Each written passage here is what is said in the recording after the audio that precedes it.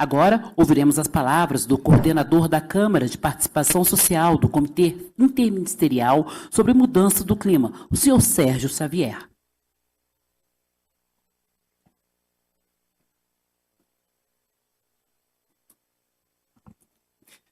Bom dia, queria cumprimentar essas 3 ministras maravilhosas, que são 3 M's, né? M's de mulheres maravilhosas, Marina, Margarete e Macaé, que nos honra muito aqui com a presença.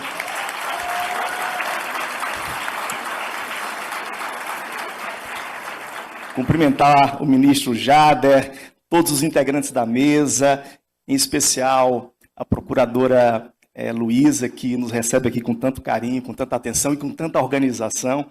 Eu queria rapidamente também fazer como o meu querido Moacir fez, pedir para que a Câmara de Participação Social, os integrantes, as integrantes aqui presentes, se levantassem para que a gente simbolizasse como o início dos trabalhos nesse momento, uma Câmara muito representativa da diversidade brasileira.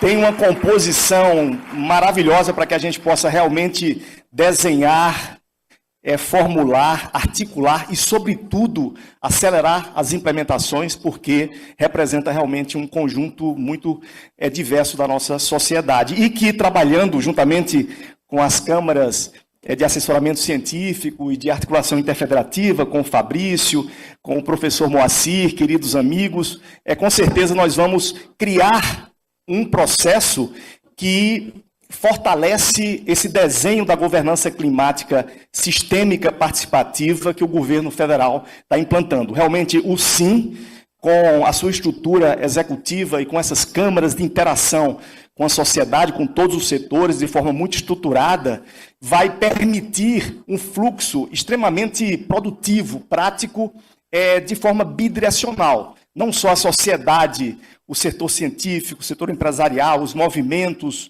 todas as representações dos governos municipais, estaduais, enfim, todo esse conjunto vai poder propor ideias, soluções, ações, visando acelerar as implementações, que é o nosso desafio, mas também esse conjunto vai receber informações e propostas, ideias e ações e, enfim, formas de implementar vindas do governo federal. Portanto, esse conjunto com esses 22, 23 ministérios que compõem o SIM vai ser uma efetivação de um dos maiores desafios da gestão humana hoje, que é governança sistêmica participativa, porque o problema ambiental, o problema climático é sistêmico, envolve tudo e envolve todos, todas, não só as pessoas humanas, mas envolve também todas as espécies de vida. Portanto, a solução tem que ser sistêmica, estruturada, criando novas políticas interconectadas, juntando o social, o ambiental, o cultural, o educacional, os direitos humanos,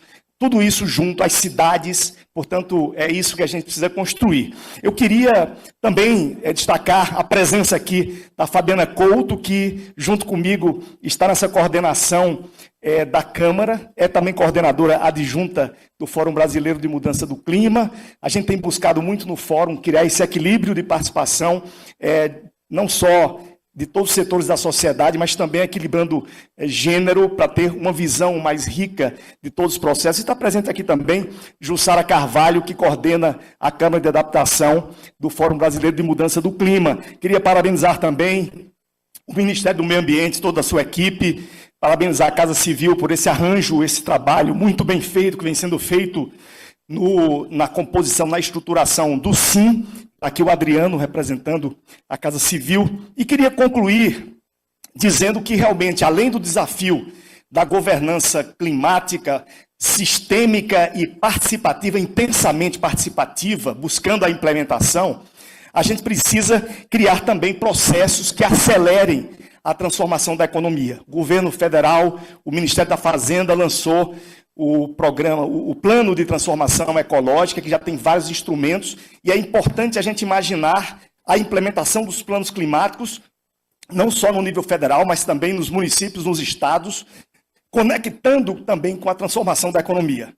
Criar processos de implementação do que tem que ser feito para fazer adaptações e fazer mitigação e já impulsionando novos modelos econômicos. Esse é o desafio, inclusive, do Rio Grande do Sul. Está aqui presente o prefeito de Porto Alegre, Sebastião, e sabe o quanto é importante restaurar, recompor o que foi destruído, mas já em outro modelo que seja mais resiliente, que seja mais forte e que evite prejuízos de todos os tipos no futuro. E para concluir, eu quero dizer que a gente precisa realmente, nesse processo de implementação, criar o que na COP30 está sendo destacado, um verdadeiro mutirão de transformações nos territórios. E é nisso que a gente vem trabalhando. O Fórum Brasileiro de Mudança do Clima vem trabalhando muito com os territórios, porque é lá que acontecem os desafios, os desastres, os problemas, e é lá também que tem as soluções. E essas soluções têm que ser feitas com essa transformação da economia, analisando as cadeias produtivas locais e adaptando essas cadeias para as vocações, para os biomas, para a regeneração de bacias, criando um processo onde a economia deixe de ser degradadora e excludente, passe a ser uma economia que respeita as culturas locais. A gente tem hoje uma economia que oprime os modos de vida, temos um grande conflito hoje de modos de vida versus modelos de negócios, né? Os modelos de negócios estão destruindo os modos de vida, e está aqui presente a ministra da Cultura e sabe o quanto é importante, o quanto é rica a cultura brasileira, e essa cultura, esses modos de vida dos povos tradicionais, dos povos originários, que devem orientar a economia, e não o contrário. A economia deve sustentar modos de vida saudáveis, modos de vida que sejam espontâneos, naturais de cada região. Portanto, é isso que eu queria dizer, e proponho que as câmaras sejam não só consultivas, mas câmaras implementativas, né? Essa palavra talvez não exista no dicionário, mas rima com consultivas. Portanto, é isso. Queria agradecer mais uma vez toda a equipe do Ministério do Meio Ambiente, Ana Paula, Marcela está aqui presente, o secretário Aloysio, que estão fazendo um trabalho muito dedicado e nos colocar à disposição para a gente trabalhar juntos nesse desafio. Muito obrigado.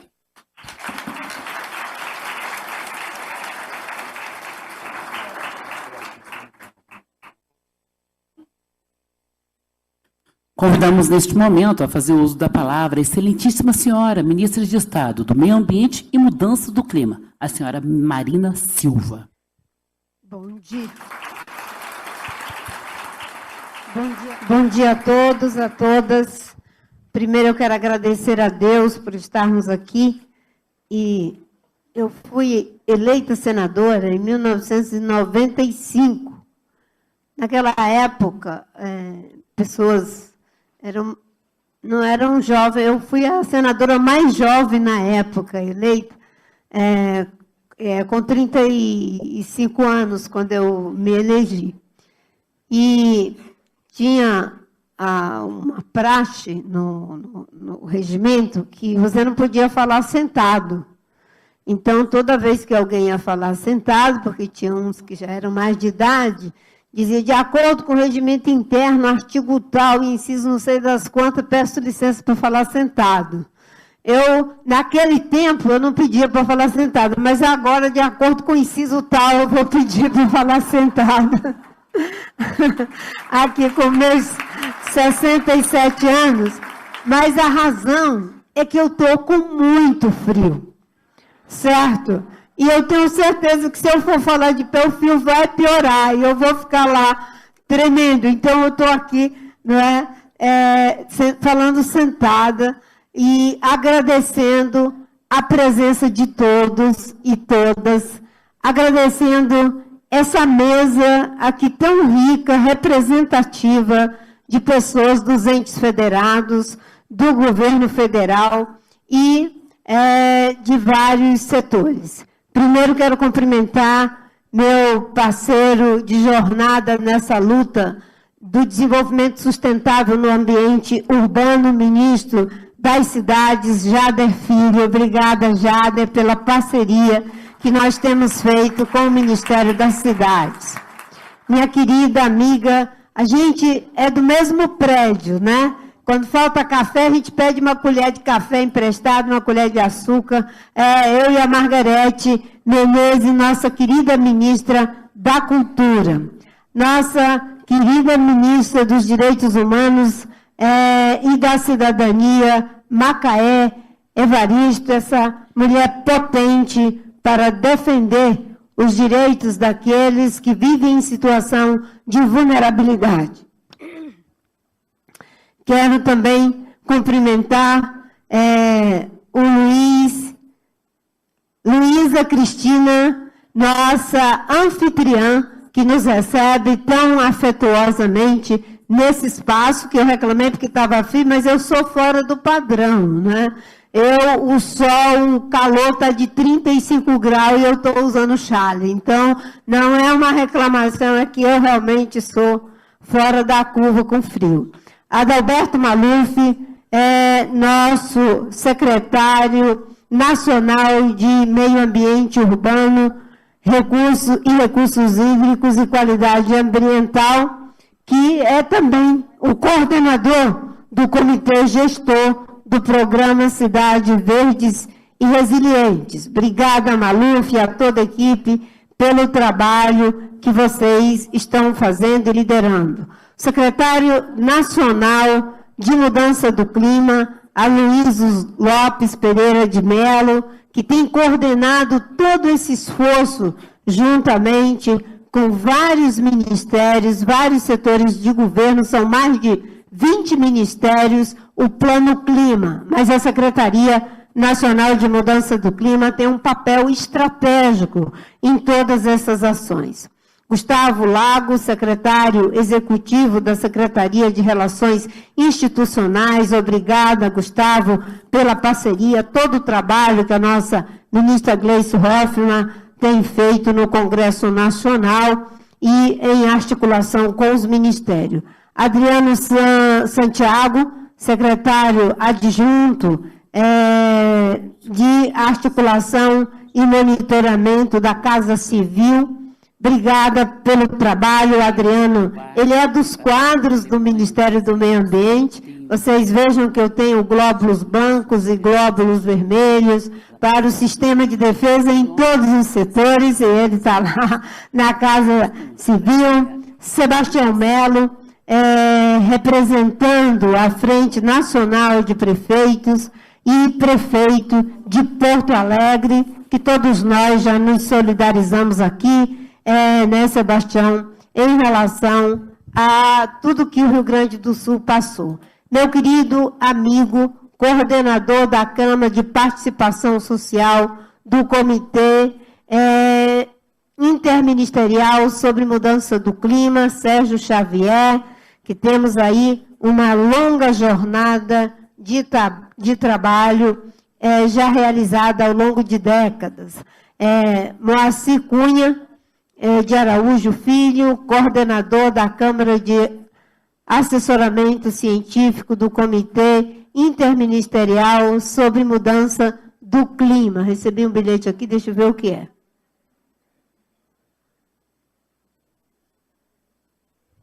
Aqui eu falo um pouquinho mais longe do microfone.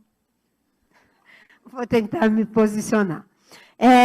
Fabrício Machado, representante da Câmara de Articulação Interfederativa, e também quero cumprimentar o diretor do Centro Nacional de Gerenciamento de Risco e Desastres do SENAD, nosso companheiro Augusto Brau, que representa aqui, deveria inclusive estar na mesa conosco, né, do Ministério da Integração Regional, aqui representando o nosso ministro Valdez, que tem um trabalho fundamental nesse enfrentamento das emergências climáticas. E também quero cumprimentar o vice-presidente da ANAMA, que está aqui conosco, Marcos Roberto. E cumprimento a todos vocês que estão no auditório, nas pessoas de duas queridas e velhas amigas, Nalu Gouveia e Dulce, do Tribunal de Contas do Estado do Acre. Estou muito feliz de ter vocês aqui, juntamente com os representantes do Tribunal de Contas do Estado do Acre. Bem, a nominata às vezes fica longa, exatamente porque são muitas pessoas e a participação é muito bem-vinda. Eu sou formada em História e eu há muito tempo, né, fiquei muito comovida que antigamente, né, na Roma antiga, as pessoas tinham trabalho de toda uma vida, porque tudo que elas queriam era pelo menos deixar o seu nome na história, nem que fosse na lápide. E elas pagavam o que tinham e o que não tinham para poder inscrever o seu nome. O nome é muito importante. Nem sempre isso é possível. Às vezes a gente diz cumprimento na pessoa de fulano e beltrano, todo mundo, né, para ganhar um pouco de tempo. Mas às vezes, como eu estou aqui, estou muito feliz com todos que estão nessa mesa, e porque esse trabalho é impossível de ser feito se não for com uma forte participação de todos os segmentos. Por isso que há mais de 20 anos atrás, nós cunhamos uma política que tinha esse título, de que a política ambiental não podia ser setorial, que ela deveria ser uma política transversal. E todos os eventos que eu participo, eu fico muito feliz quando eu vejo que, de fato, esse conceito ele está sendo aplicado na prática, dentro do governo federal, mas também acontece em várias outras instâncias de governo e da sociedade. E a ministra Margarete, ela falou da importância da cultura, para que a gente possa mudar nossos processos, as nossas estruturas, a gente precisa de uma mudança, que é a mudança das mudanças, que é a mudança de mentalidade. E quem faz isso é a educação, quem faz isso é a cultura. Porque uma coisa é a gente fazer algo porque é obrigado. Uma coisa é a gente fazer algo porque tem a necessidade de fazer. Mas é melhor quando a gente faz porque tem o prazer de fazer, porque está dentro da gente. E aí, já dialogando com a ministra Macaé, não existe direitos humanos protegidos hoje no contexto dos graves problemas das crises que se compõem, ambiental, econômica, social e ainda mais esse contexto geopolítico tão desafiador que nós estamos vivendo, onde as pessoas que são migrantes nos Estados Unidos estão sendo expulsas só pela aparência física. Se você tem aparência de latino, você tem aparência, a pessoa já pode ser expulsa de um país. Então, não existe defesa dos direitos humanos sem defesa da proteção do meio ambiente, sobretudo de um clima equilibrado que pode agravar ainda mais as injustiças do machismo, do racismo, de todo tipo de discriminação que a gente sabe. Por isso, a fala tão potente da nossa ministra Macaé. E não há como o governo fazer as coisas se não for em parceria com os estados, se não for em parceria, né, Sebastião, com os municípios, e se não for em parceria com a comunidade científica, com a sociedade. Por isso, Sérgio, eu agradeço todo o trabalho que você já faz no Fórum de Mudança do Clima, mas também dentro do SIM e, sobretudo, aqueles que compõem as nossas câmaras técnicas, a Câmara Técnica de Participação Social, a Câmara Técnica de Assessoramento Científico e a Câmara de Articulação Interfederativa. Vejam que a democracia, ela é multiplamente proveitosa, benéfica. Imagine o que nós não estaríamos perdendo sem a compreensão do governo do presidente Lula de que nós devemos buscar a diretriz de controle e participação social na formulação e implementação das políticas públicas. O que nós não estaríamos perdendo dessa capacidade, dessa inteligência coletiva, que vem só pelo prazer de participar, de se sentir parte na formulação, na implementação desses processos. A gente fosse fazer consultorias, pagando essas consultorias, seriam toneladas de dinheiro. A democracia possibilita isso, e todo mundo vem com muita alegria, como disse aqui nosso querido Moacir. Muito obrigado vocês que nos ajudam a fazer política pública com base em evidência. E a evidência não só dos postulados denotativos da ciência moderna, mas os dados e evidências que são trazidos pela experiência das populações tradicionais, como nas várias regiões do nosso país, mas aqui homenageando nosso ministro das cidades, dos povos e comunidades tradicionais da Amazônia. É um conhecimento inestimável. Eu até tenho uma história que eu conto de brincadeira, às vezes, né, de pesquisadores, com todo respeito aos nossos pesquisadores, mas é esse encontro de ciência, né? E eles foram fazer uma pesquisa meteorológica em um dos rios da Amazônia, e, chegando lá, botaram a barraca num banco de areia que tinha, assim, muito promissor, e armaram a barraca. Só que os equipamentos lá, a internet, não funcionou direito, né? Mas eles tinham olhado antes de ir e tinham visto que estava tudo bem do ponto de vista da chuva. Mas, na hora que eles armaram a barraca, e com esse negócio de mudança climática, né, o local, a pessoa que era da comunidade tradicional, chegou e disse: doutor, é melhor sair daí, porque vai chover. Não, não vai não. Antes de sair lá na cidade, nós olhamos, vimos lá no sistema de meteorologia, não vai chover. Tudo bem, mas vai chover.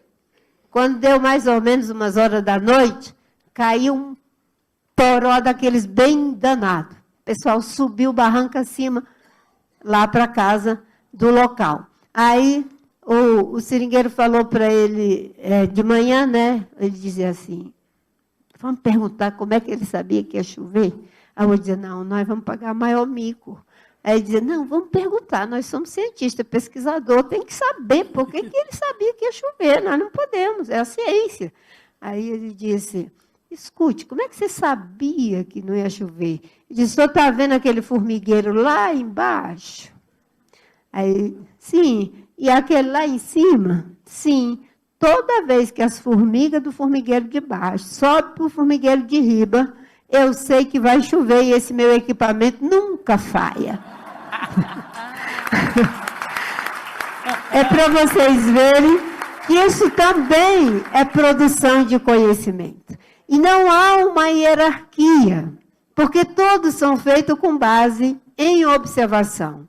Sendo que o equipamento do cientista eram os instrumentos meteorológicos, e está inteiramente correto, mas sem a internet ficou difícil o acesso à informação. O instrumento do seringueiro era as formigas e os 2 buracos, né? Vivo, obviamente, que é um equipamento vivo, e ele também com base em evidência e informação. Então, o presidente Lula formula política pública com base em dados e evidência. E o Ministério do Meio Ambiente, o Ministério das Cidades, todos nós aqui queremos que as políticas públicas possam contar com essa capacidade coletiva de formular as políticas públicas. Por que que isso é importante? É importante porque nós já estamos vivendo sobre os efeitos da mudança do clima.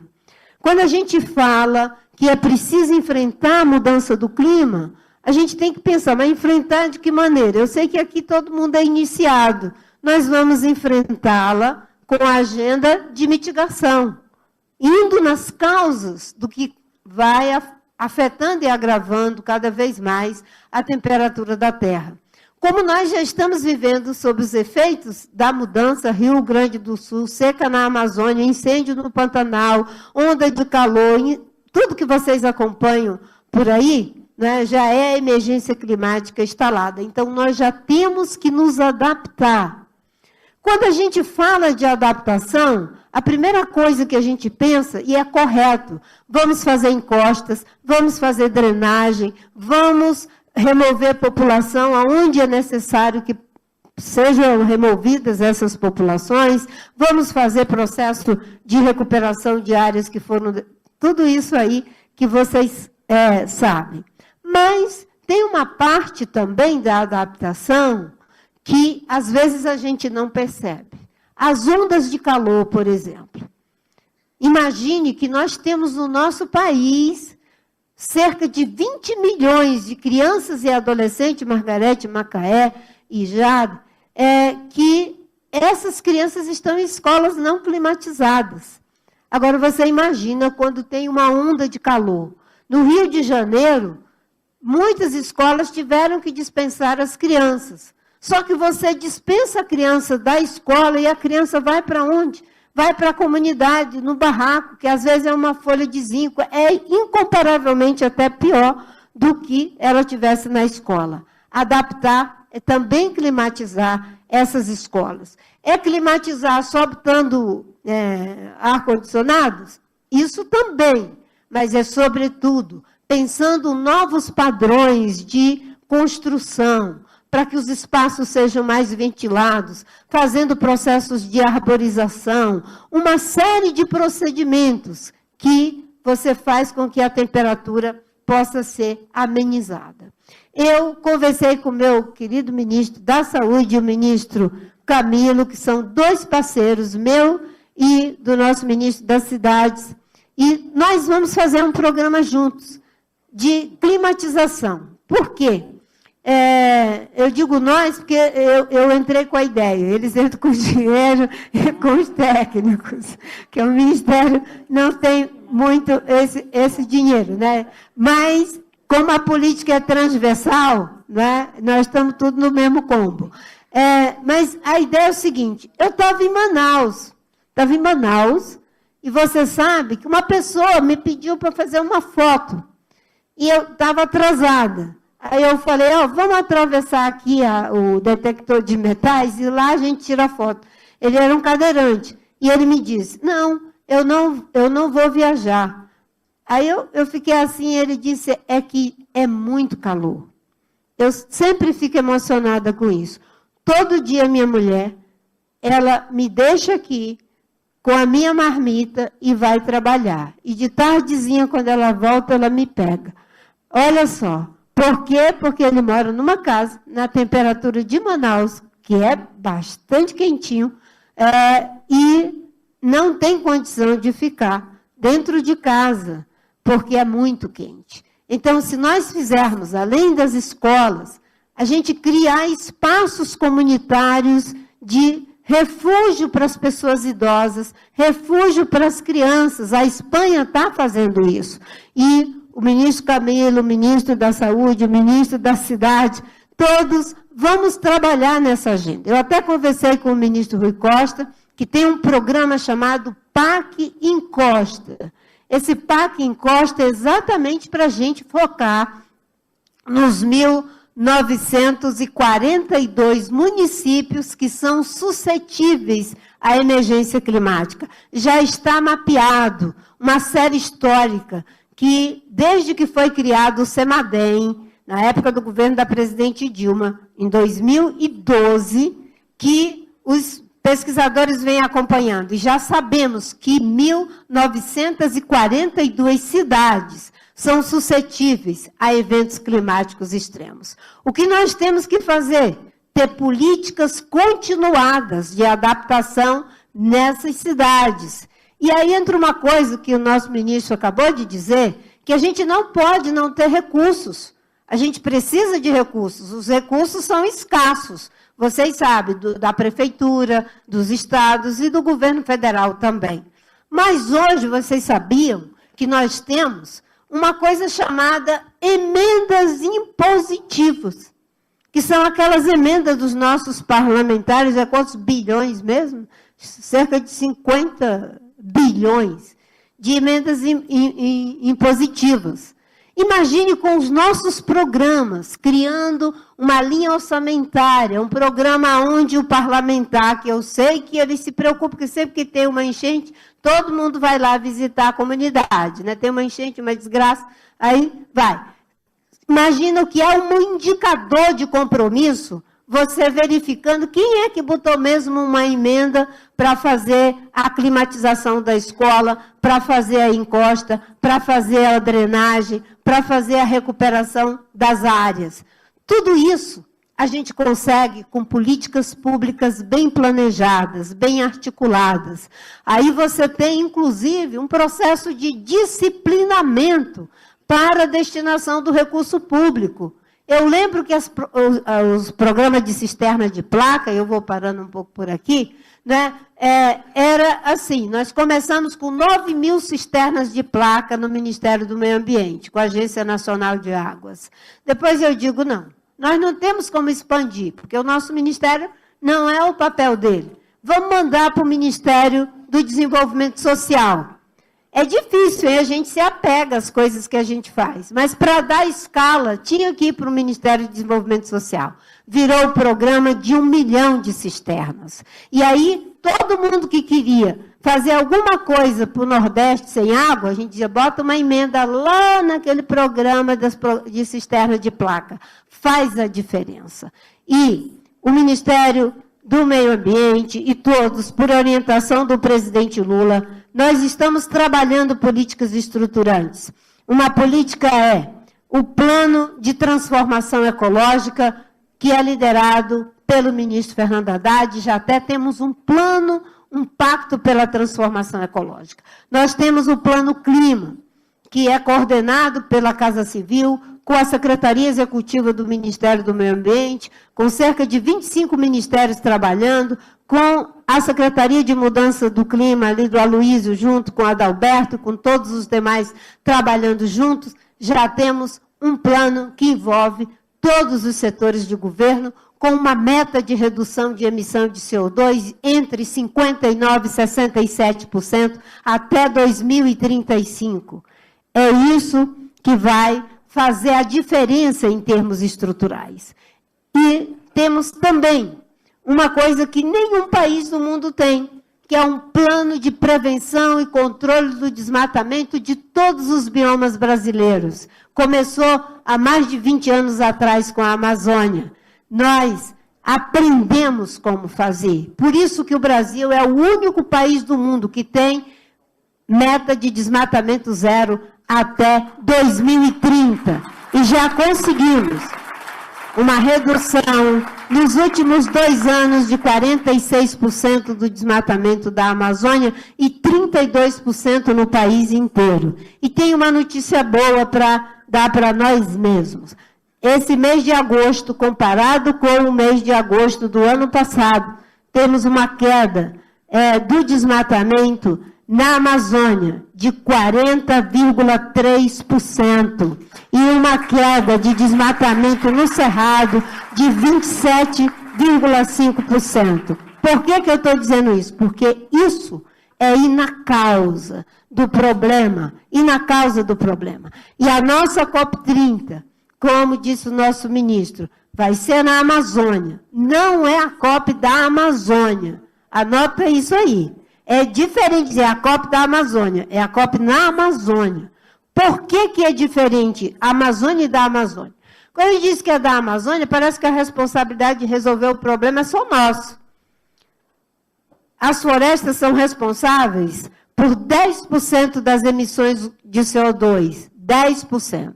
75% vem de carvão, de petróleo e de gás. Se a gente não for na causa, pode zerar o desmatamento e as florestas vão desaparecer do mesmo jeito. A COP na Amazônia é para mostrar que nós somos vulneráveis, temos que fazer a nossa parte, mas é preciso que quem produz petróleo e consome petróleo, inclusive nós, também possamos mexer nessa causa estruturante. E por isso, o Plano Clima. Por isso, na agenda de adaptação, o plano dos cidades verdes e resilientes que nós fazemos juntos. O plano Adapta Cidades, que o Adalberto, junto com a nossa querida Ana Toni, conceberam lá atrás, todas as unidades da federação estão contempladas. E também nós estamos trabalhando muito fortemente para que a COP, além de discutir logística e infraestrutura, que é importante, e o governo federal, junto com o governo do Estado, estão trabalhando para resolver os problemas, não é falta de termos a estrutura necessária, desejável. O problema é que tivemos uma exorbitância dos preços, e aí está sendo tratado pelo Estado e pelo governo federal, inclusive assegurando que todos os países vulneráveis tenho de 12 a 15 leitos garantidos para poder participar numa demonstração de que a COP vai ser inclusiva com todos. Vamos ter, inclusive, a cúpula dos povos, mobilizando cerca de 10 mil pessoas para a COP30 em Belém. Mas, além de infraestrutura, e termino por aqui, tem uma questão. É preciso que a gente discuta também substância. Qual é o resultado da COP? O que nós queremos com a COP? O embaixador Corrêa do Lago e a Ana Antônia já disseram. Essa COP vai ser um grande mutirão. Um mutirão de 196, 198 países. A gente faz mutirão para quê? Para fazer alguma coisa. Então, é um mutirão para implementar. Implementar o quê? O que nós já decidimos. O que é que nós decidimos? Nós decidimos que não pode ultrapassar 1,5 de temperatura. Nós decidimos em Dubai que tem que ter financiamento para fazer essas mudanças. Nós decidimos que temos que triplicar renovável, duplicar a eficiência energética e fazer a transição para o fim do uso de combustível fóssil e do desmatamento. E ainda mais, o que nós vamos fazer com as NDCs que em setembro serão apresentadas, se elas não tiverem a altura de não permitir que ultrapasse 1,5 de temperatura da Terra? Esses são os desafios de substância da COP30. Então, logística é importante, estamos resolvendo. Por quê? É uma COP na Amazônia, dentro dos padrões de dignidade que a nossa região pode oferecer, e o esforço é nesse sentido, mas é uma COP que precisa dar uma perspectiva para os próximos 10 anos. Todas as COPs que marcaram porque deram uma perspectiva. Né? 92 nem se fala, mas depois a gente tem a COP15, a gente tem a COP lá de Copenhague, depois a gente vai vindo até chegar nos Emirados Árabes Unidos, com todas essas decisões que eu falei. A nossa COP vai entrar para a história como? Como a COP da implementação dos acordos que nós já fizemos. Tudo que o Brasil vai fazer, se Deus quiser, além de toda a agenda de ação que o ministro Corrêa do Lago, estou promovendo já aqui a ministra, olha só, o embaixador Corrêa do Lago está fazendo, junto com a Ana Antônia, com os mobilizadores todos que estão aí, os campeões, os enviados especiais, inclusive nossa querida Janja é enviada especial para a agenda de gênero, vai ser um esforço de podermos botar o dedo na ferida. E eu sempre defendo, que tal a gente ter uma COP que, em vez de esperar 5 anos para atualizar as NDCs, que não vão vir suficientes, correto? Vamos esperar 5 anos? Por que a gente não faz uma forte recomendação para que essa atualização seja feita em 2 anos, pelo menos? Por quê? Porque nós já estamos vivendo sob os efeitos da mudança do clima. E do mesmo jeito que a gente vai fazer um mapa do caminho para conseguir 1,3 trilhão para o financiamento, que tal a gente pensar em algo semelhante de um mapa do caminho para o fim do desmatamento, para o fim de combustível fóssil, de forma justa e planejada, justa para todo mundo, justa com quem é vulnerável, justa com quem só tem petróleo, justa com quem só tem floresta, para que a gente possa mudar antes que a gente seja mudado. Nós já estamos sendo mudados pelas circunstâncias, e é por isso que nós estamos aqui. E eu fico muito feliz, porque longe de ser uma limitação, é a ampliação do horizonte, é um novo ciclo de prosperidade. Quanto emprego para adaptar, quanto emprego para transformar. Não é só adaptar e mitigar, é transformar um modelo de desenvolvimento insustentável em um modelo sustentável, para que a gente não tenha mais coisas como no Rio Grande do Sul, como seca na Amazônia, incêndio no Pantanal, e tudo que nós queremos sair daqui. Por isso que defender meio ambiente requer também parceria, solidariedade, e o contexto não é bom. Vocês veem que tem uma guerra que acontece em várias regiões do mundo, e tem uma outra, que é a guerra tarifária, a guerra contra a soberania. Mas o nosso país é um país soberano. E o Brasil está aqui para dizer que dos nossos problemas cuidamos nós. Queremos ajuda, mas nós é que dizemos como queremos ser ajudados. Muito obrigada.